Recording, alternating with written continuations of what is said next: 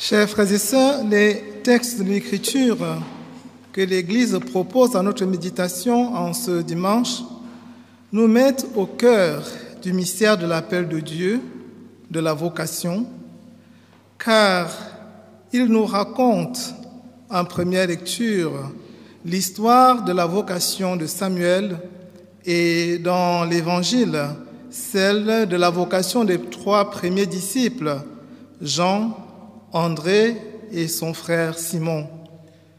Chacun de ces appelés a une histoire personnelle, histoire au cours de laquelle le Seigneur les a préparés à entendre l'appel.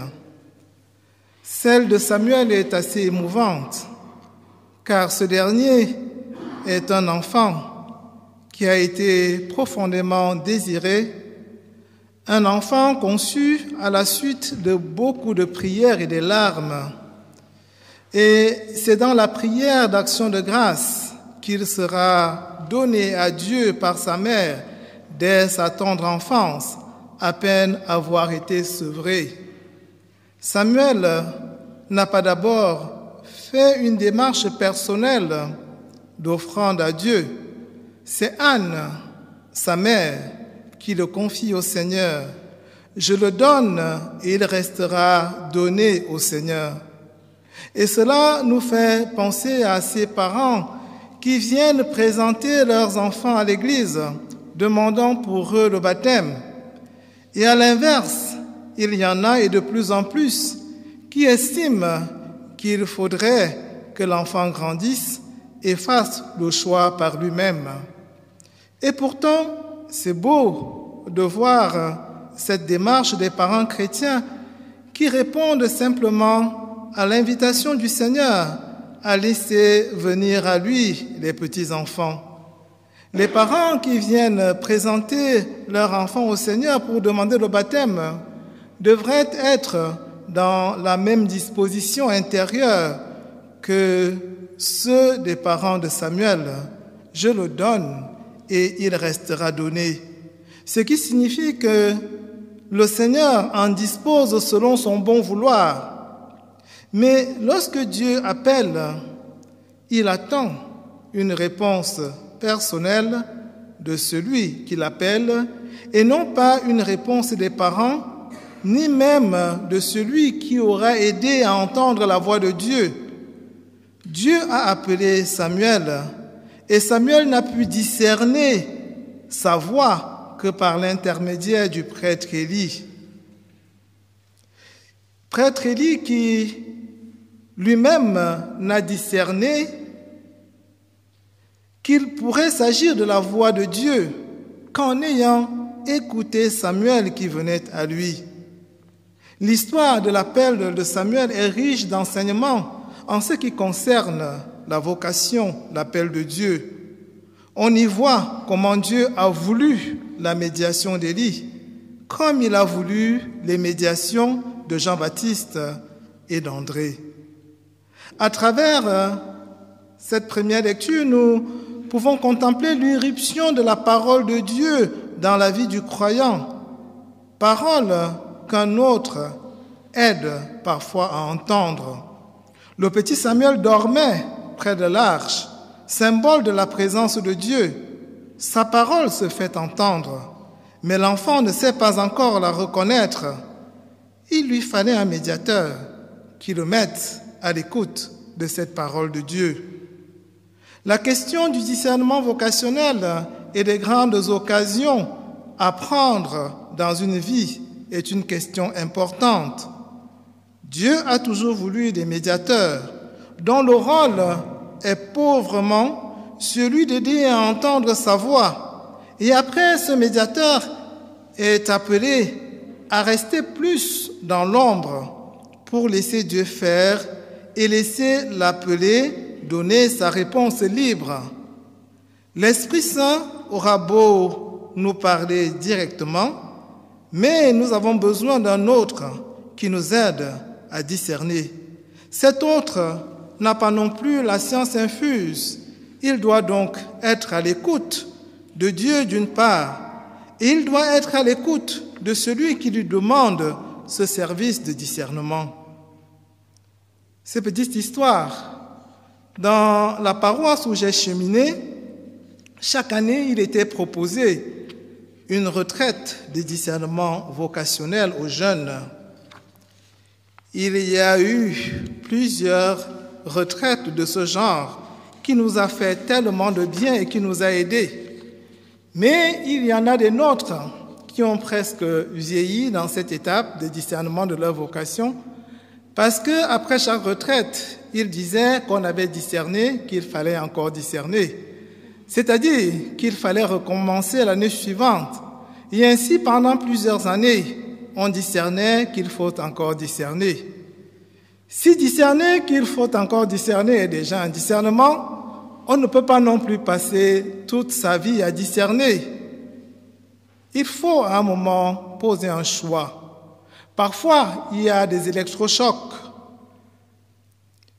qui viennent bousculer un peu, mais pas toujours. Ce qui est toujours nécessaire, c'est la présence et un acte de l'intelligence dans la vie de foi, dans la vie spirituelle, pour ne pas tomber dans une espèce d'illuminisme qui fait qu'on attend que l'Esprit Saint agisse presque sans nous. Oui, chers frères et sœurs, les appels de Dieu ne sont pas seulement dans les grands moments, dans les grandes orientations. C'est surtout dans notre vie de tous les jours. Le Seigneur nous appelle, mais parfois nous n'entendons pas, nous ne comprenons pas. Peut-être parce que nous ne savons pas que ça vient de lui, la parole que nous avons entendue. Car lorsque Dieu parle, il ne dit pas « Je suis Dieu, c'est moi qui te parle ». Ça veut dire qu'il parle à travers une voix humaine, ordinaire. C'est mon frère qui me parle, ma sœur, mon époux, mon épouse, un ami, un voisin. Et parfois, c'est le petit dernier, le novice ou le dernier-né de la famille, qui, dans son innocence, va passer par des interrogations. Pourquoi ça? Comment ça se fait? Et parfois, on va le rabrouer. Et pourtant, à travers l'enfant qui te dit « Pourquoi tu fais ça ?» C'est le Seigneur qui parle. Ça peut être un sentiment intérieur qui me travaille et qui fait que je n'arrive pas à dormir. Je vais essayer d'étouffer cette voix intérieure et on peut effectivement l'étouffer. Et on peut faire comme si on n'entendait rien. À l'inverse, avec l'aide de quelqu'un, on peut commencer à percevoir qu'il y a un message auquel il faut être attentif. Notre vie spirituelle implique que nous soyons attentifs à tout cela, car la vie spirituelle, c'est petit à petit un éveil à l'esprit, parce que l'Esprit de Dieu, quand il vient, ce n'est pas toujours avec beaucoup de bruit. En général, c'est distrait. Rappelons-nous l'événement de l'Horeb, le passage de Dieu. Et Saint Jean, dans l'Apocalypse, « Voici que je me tiens à la porte et je frappe. » Il ne frappe pas très fort, de telle sorte que je peux faire semblant de ne pas entendre ce que j'ai pourtant entendu. Dans la vie, on peut faire semblant jusqu'au jour où il arrive qu'on réalise ce qu'on n'a pas voulu entendre. Dieu parle dans nos vies. Les événements sont là, mais parfois on n'entend pas. On est dur d'oreille. Oui, chers frères et sœurs, il y a un apprentissage de l'écoute de Dieu. Et Samuel a appris du prêtre Élie. Nous devons apprendre à écouter Dieu auprès des maîtres spirituels vivants ou morts, à travers les œuvres que nous recevons d'eux par la médiation de l'Église, qui les a reconnus comme tels et nous les donne. Car par leurs écrits, ils creusent en nous la soif de Dieu par laquelle nous nous disposons à entendre dans notre vie les passages et les différents appels de Dieu.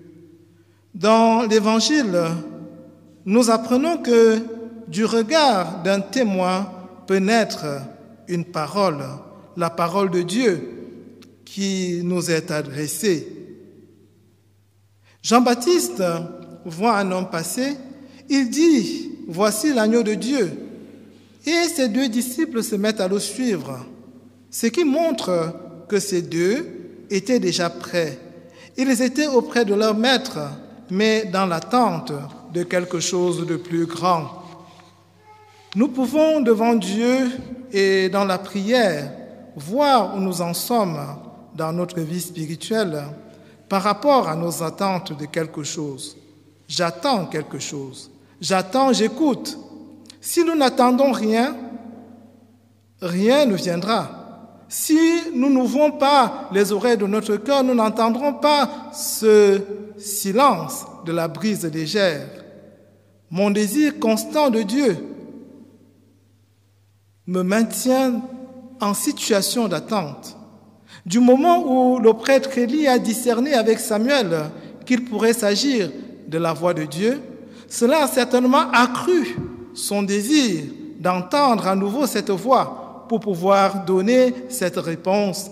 Parle, Seigneur, ton serviteur écoute. Et quand Dieu parle, il est bon que sa parole trouve en nous un espace pour l'accueillir. Et voilà que cela nous fait penser à la Vierge Marie, dans le mystère de l'Annonciation, à son oui, qui vient mettre un terme au dialogue avec l'ange et l'introduit dans quelque chose de nouveau. La parole trouvera en elle un espace pour l'accueillir.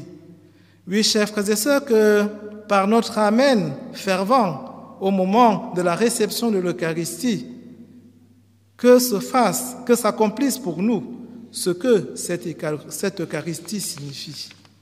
Amen.